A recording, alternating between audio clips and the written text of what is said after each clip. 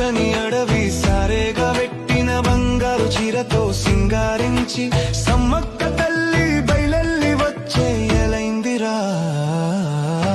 మేడారమంతా మారుమోగే సమ్మక్క సారక్క జంపన్న నామం పెద్దరిల్లి గడుసుకుని ఒంట్లోని భయమంతా పారిపోయే అదిగదిగో వస్తుంది నా తల్లిరో.